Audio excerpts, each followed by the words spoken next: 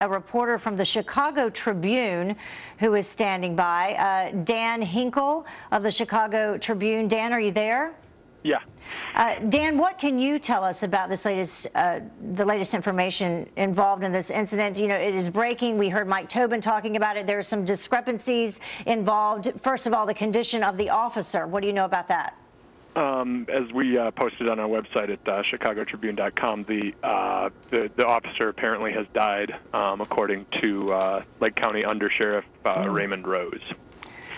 Okay, and what about the suspects? Some discrepancies there as well. Is it, in fact, 2 men and a female that they're looking for, or 3 males? As you said, there are differing accounts on that. Undersheriff Rose said 3 males, but there obviously are reports out there that a female was involved. And this officer who was shot and as you just reported, killed, in fact, what do we know about him? Do we know anything about him? We do not know his identity. Okay, so you don't know how long he's served on the force, anything like that. What about this specific area? Can you describe to us what is in this area? Fox Lake is a town on the border between Lake and McHenry counties. It's sort of an area. There's a big lake in the middle of the town, and there's you know, sort of a combination of businesses and residences and wooded areas.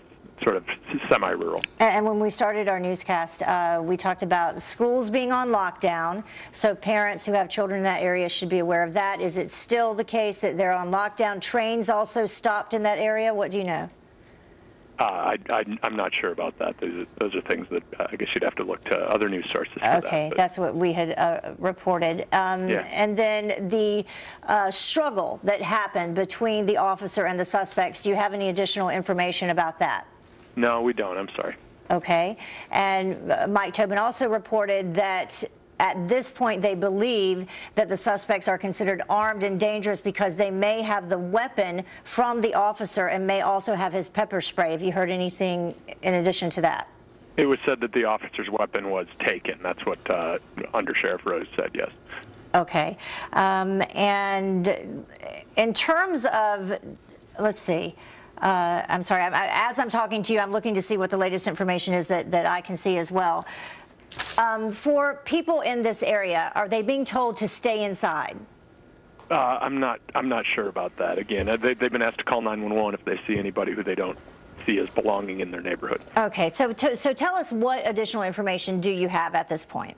That's honestly, that's about it. We're still working on it, and I honestly have to go and continue working on it. Okay, all right. Go check on that. Thank you so much for joining us. We do appreciate it. Have a good day. Thank you. Bye. Well, tragically and sadly, this seems to be just the latest in